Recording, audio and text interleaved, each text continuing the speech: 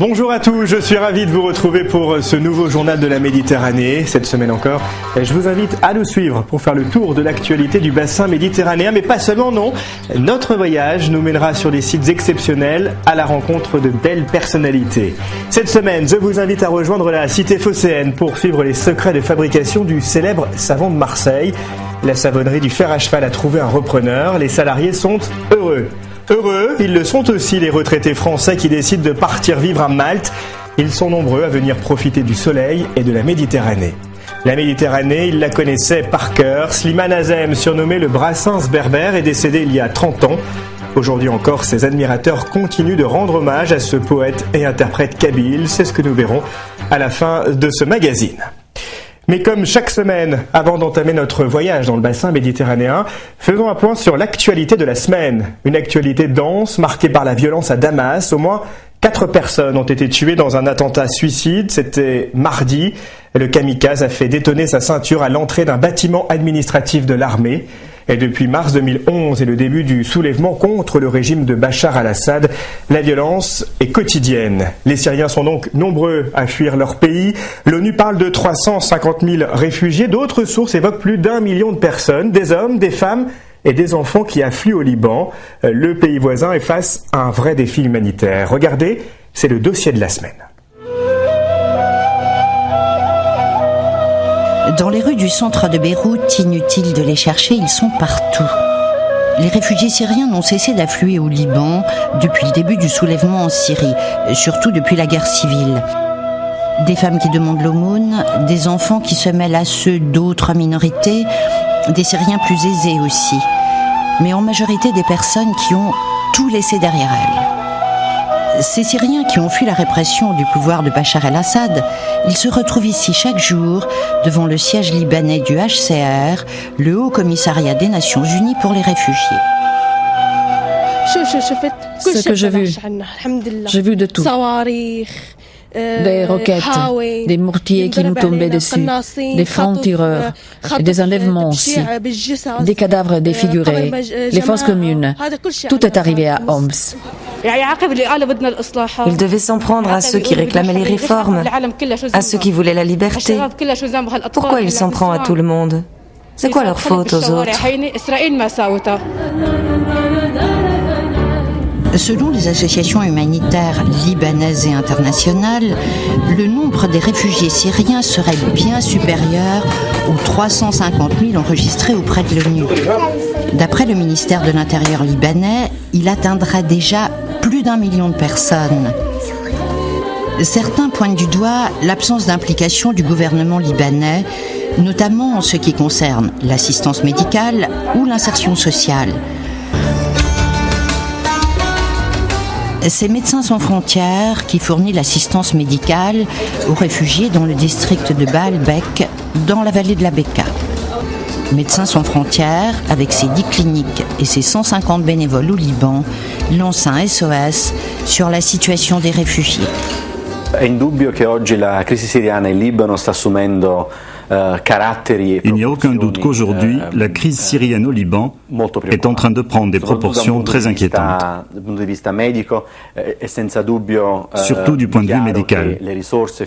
Il est clair que tout ce qui, jusqu'à présent, a été mis à la disposition des réfugiés syriens pour répondre aux besoins premiers n'est plus suffisant.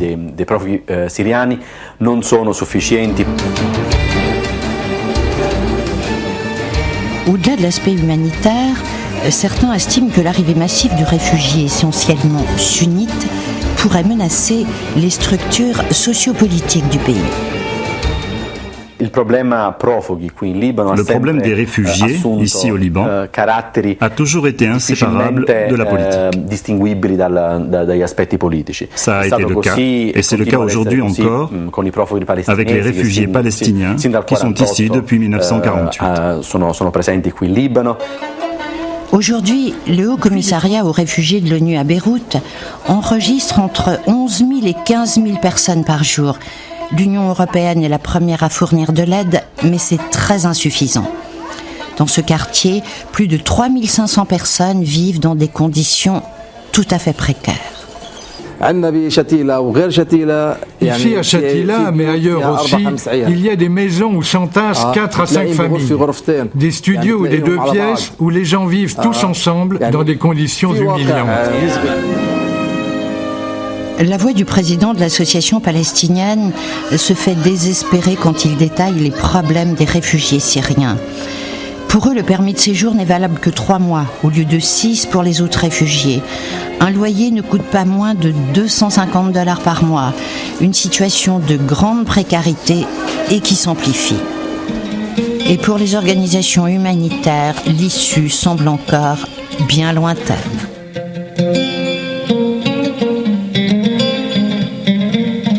Et malgré cette catastrophe humanitaire, le régime syrien ne désarme pas. Celui-ci a affirmé cette semaine qu'il revenait au président Bachar al-Assad de mener la transition en cas d'accord.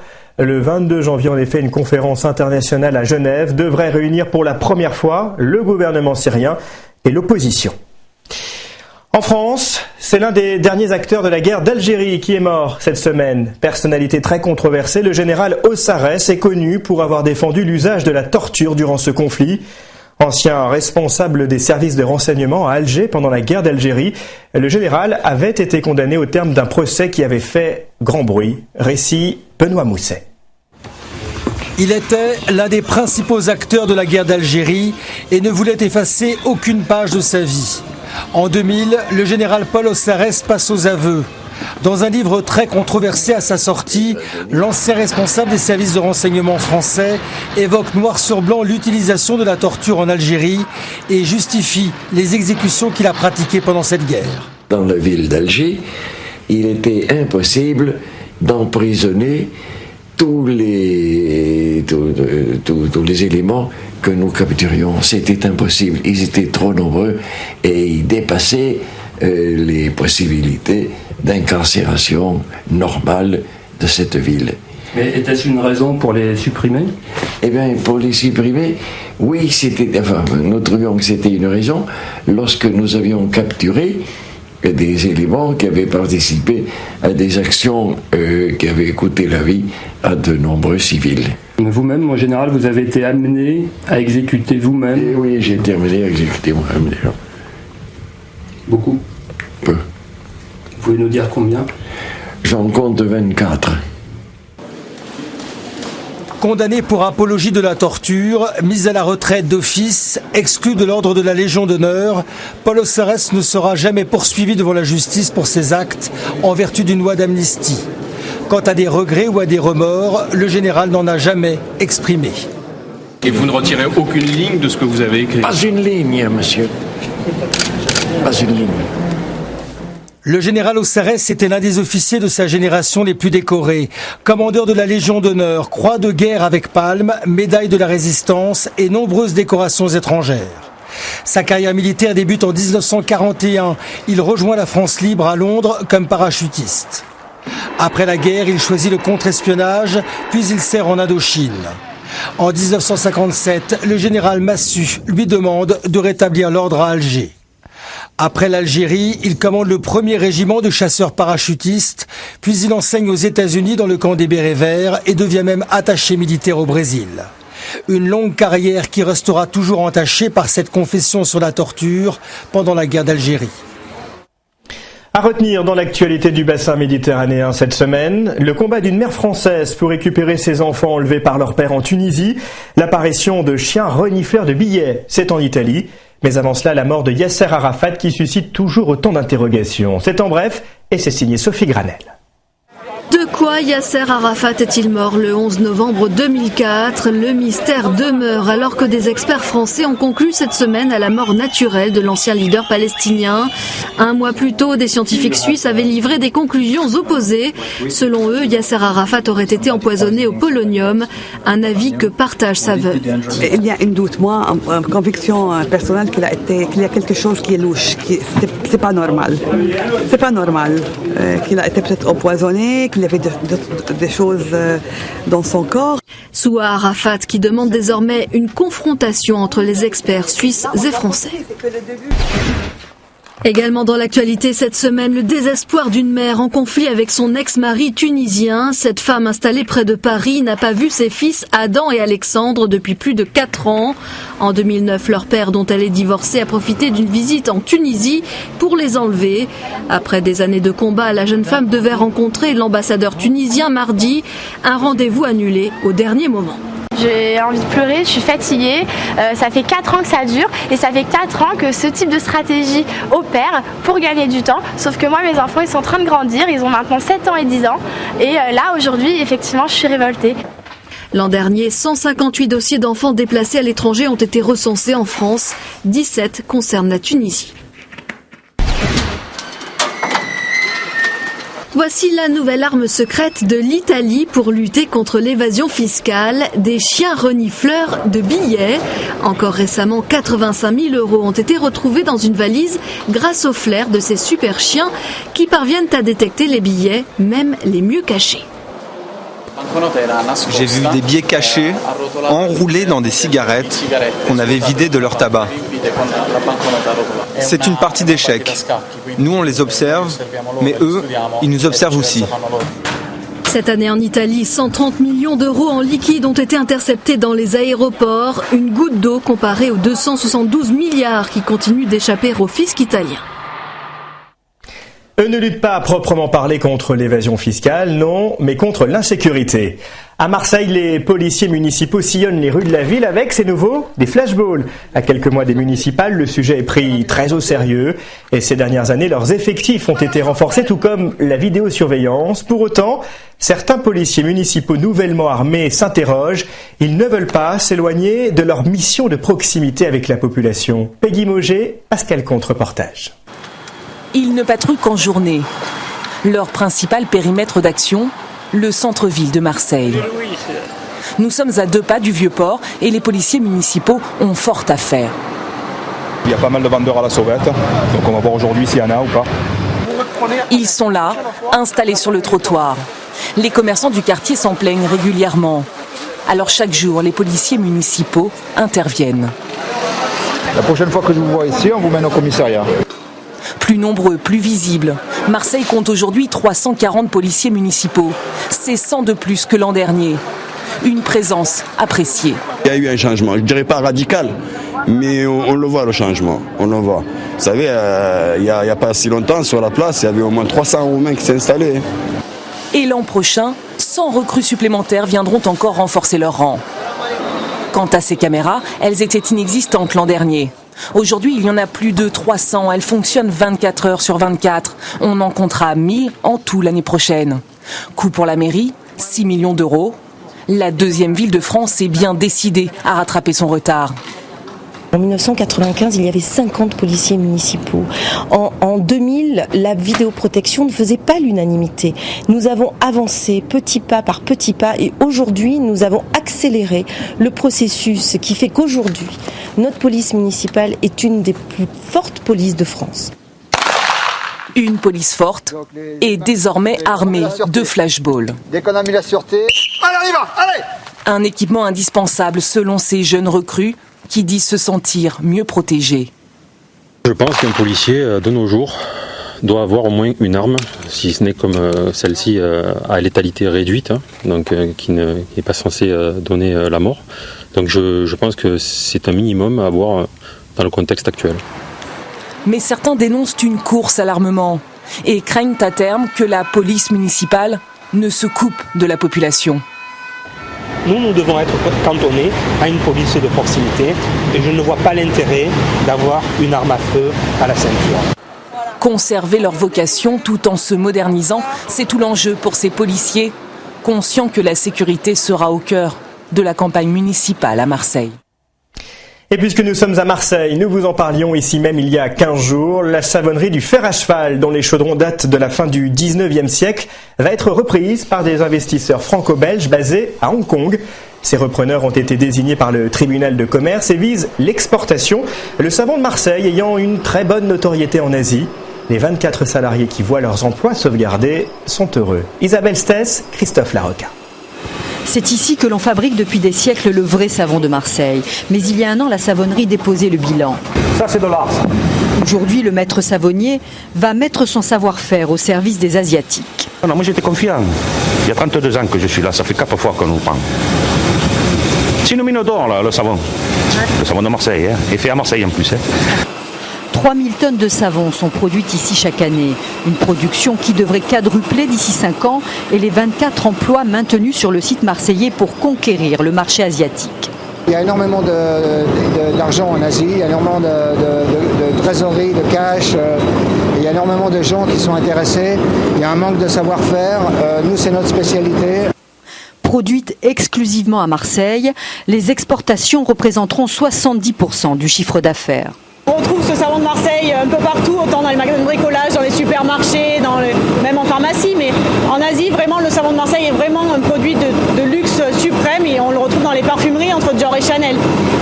Au siècle dernier, il y avait 90 savonneries à Marseille qui employaient 30% de la population. Il n'en reste aujourd'hui que 3 qui subissent de plein fouet la concurrence asiatique. C'est la mondialisation et pour une fois on la vit dans le bon sens, c'est-à-dire que c'est nos produits qui vont aller sur les pays en voie de développement. Donc voilà, c'est la revanche, c'est une revanche. Bon, on parlait de revanche, mais au moins c'est une grande satisfaction. Les repreneurs espèrent maintenant obtenir un label protégeant l'origine et la qualité du savon de Marseille.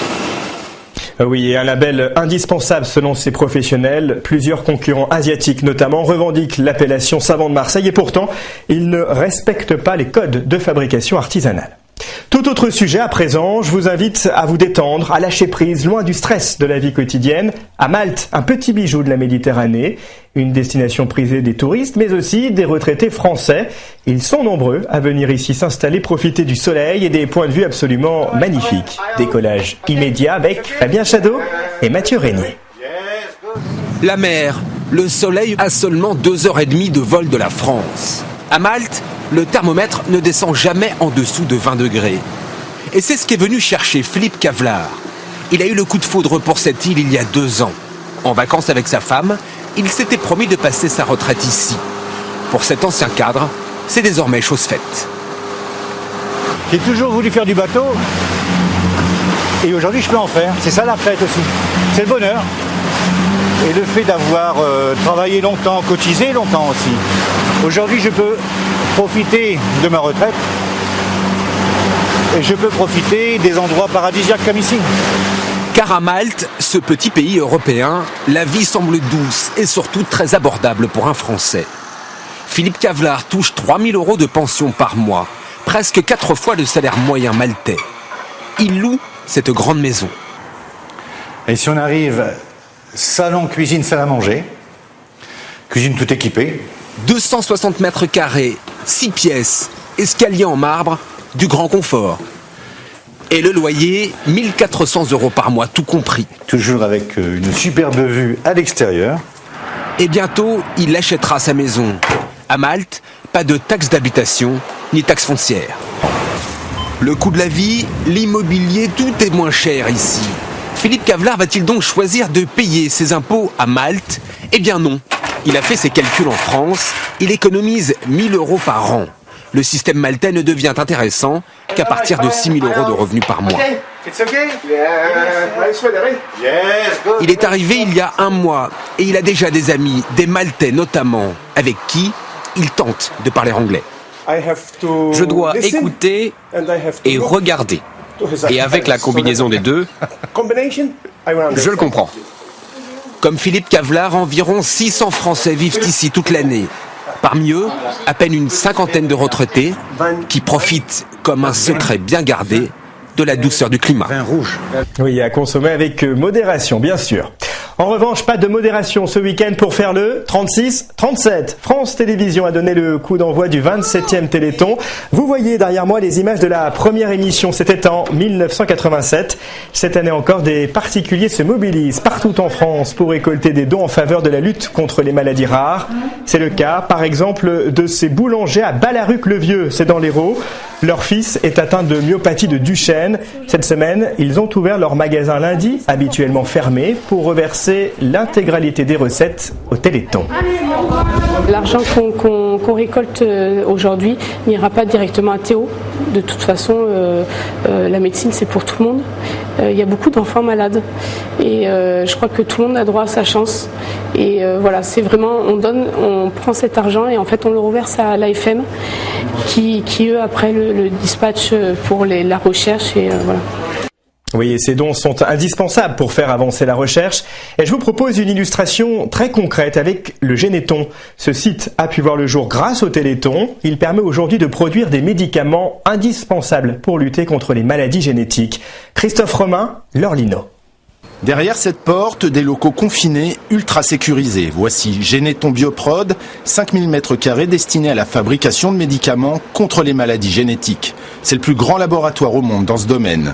Propriété de l'Association française des myopathies, il dispose depuis 6 mois seulement du statut d'établissement pharmaceutique, un sésame obligatoire pour produire des candidats médicaments, car attention, ces produits sont en cours de test sur l'homme, ils ne sont pas encore disponibles pour le grand public. Ces médicaments sont en réalité des médicaments expérimentaux qui servent dans les essais cliniques. Se doter de Généton Bioprod, pour nous, c'était indispensable de manière à pouvoir faire ces essais cliniques, de pouvoir multiplier le nombre d'essais cliniques et de pouvoir enfin offrir aux patients un espoir thérapeutique. Une accélération remarquable. 1987, c'est le début de l'aventure avec le premier Téléthon. À l'époque, seuls 6 gènes sont identifiés. Il y en a 3900 aujourd'hui. Ces avancées débouchent maintenant sur les premiers traitements expérimentaux. Des médicaments élaborés dans ce bâtiment, la branche recherche de l'AFM, avant leur production à Généton Bioprod.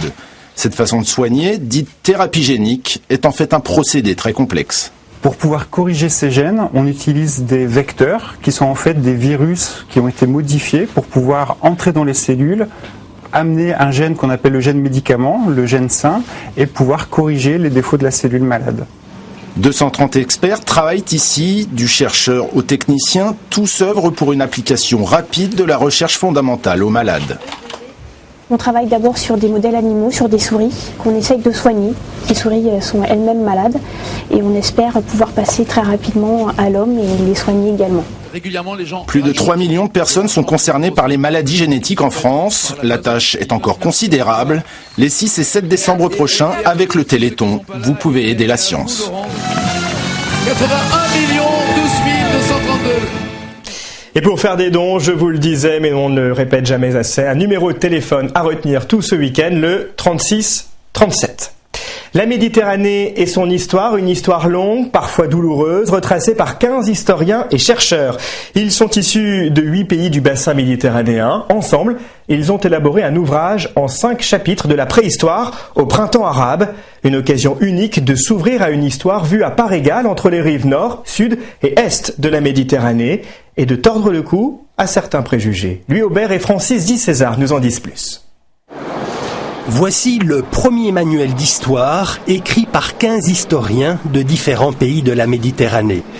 Il couvre une période allant de la préhistoire jusqu'au printemps arabe. L'objectif, dépasser des visions trop nationales, trop politiques de l'histoire du bassin méditerranéen. C'est un livre à 8 mains, à 10 mains, à 15 mains, à 20 mains, autant d'historiens, autant de points de vue qui cherchent à comprendre le point de vue de l'autre. Donc je pense que ce manuel permettra ces regards croisés de part et d'autre de la Méditerranée, de l'est à l'ouest, du sud au nord et réciproquement. Ce manuel est destiné aux enseignants de toutes les rives de la Méditerranée. Pour les auteurs du livre, l'histoire enseignée aujourd'hui est souvent une histoire partielle, donc une histoire partiale. Une approche globale permettrait peut-être de tordre le cou à certains préjugés. L'islam n'a jamais constitué une rupture dans la Méditerranée. Au contraire, les échanges avaient continué et que de fois, il y a eu des alliances entre des pays musulmans et des pays chrétiens contre un chrétien ou un musulman. Donc la religion n'a pas toujours été la cause des conflits. Et il y a d'autres raisons qui ont été à l'origine. Les pays de la Méditerranée partagent une histoire tissée de malentendus et de guerres, mais cette histoire est aussi faite d'échanges économiques, culturels et politiques. Méditerranée, une histoire à partager pour penser, sans préjugés. Oui, une histoire d'ailleurs qui a certainement inspiré de nombreux artistes comme Slimane Azem, surnommé le Brassens berbère. Cet auteur, compositeur, interprète et poète kabyle est décédé il y a tout juste 30 ans. Aujourd'hui encore, des particuliers viennent régulièrement se recueillir sur sa tombe. À Moissac, voyez ce reportage de Juliette Meurin et Frédéric Dess. L'Algérie, mon beau pays, je t'aimerai. La famille Azem ne s'est pas installée dans le Tarn-et-Garonne par hasard. Les paysages vallonnés du Quercy lui rappelaient le pays natal. Né en Kabylie, Slimane Azem avait choisi Moissac pour dernière demeure. Depuis sa mort en 1983, le cimetière de la ville est devenu un lieu de pèlerinage. On a des gens du monde entier qui viennent le voir. Le dimanche, le samedi, le week-end, on va dire, on est sans arrêt en train de nous demander où il y a sa tombe. Et après, c'est les gens qui sont venus me voir sans arrêt. Donc un jour, j'ai dit, mais qui c'est ce monsieur? Ce monsieur est l'un des plus grands chanteurs kabyles. À 18 ans, il avait quitté son village par nécessité pour aider sa famille, pauvre et nombreuse. 7 frères et sœurs, tous très soudés. De la ville de Longwy. Slimane, depuis ma jeunesse, il a commencé la musique en Algérie. Il jouait de la flûte, il a construit sa guitare avec des roseaux. Et les fils, c'était des crins de queue de cheval.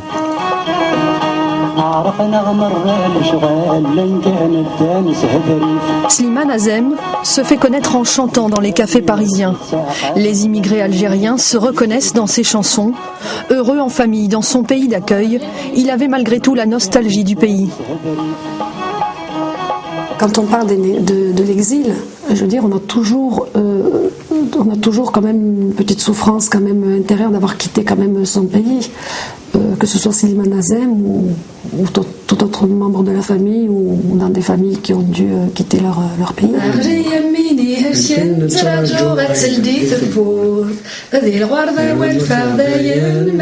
L'exil, l'amour, la séparation, la famille, la France, l'Algérie, les textes de Slimane Azem sont à la fois riches et simples.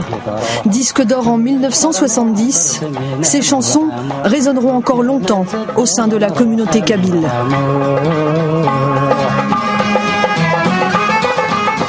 Avant de se quitter, il nous a semblé impossible à la rédaction de ne pas rendre un dernier hommage à Nelson Mandela. Si l'Afrique du Sud est loin de la Méditerranée, c'est vrai, sa doctrine, elle, est universelle et a un écho particulier dans le bassin méditerranéen, où les principales capitales ont d'ailleurs mis leur drapeau en berne.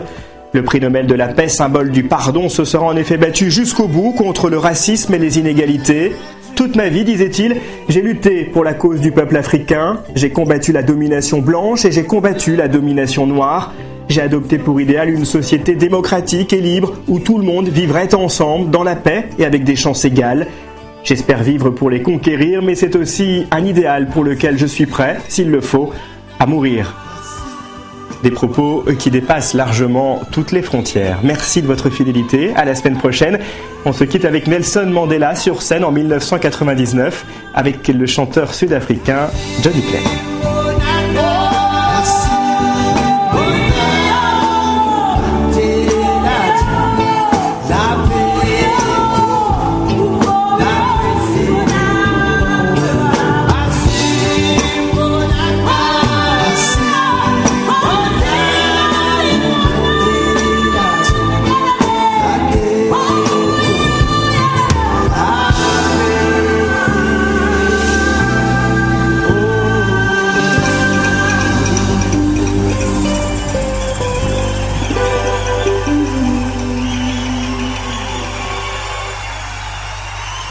Thank you.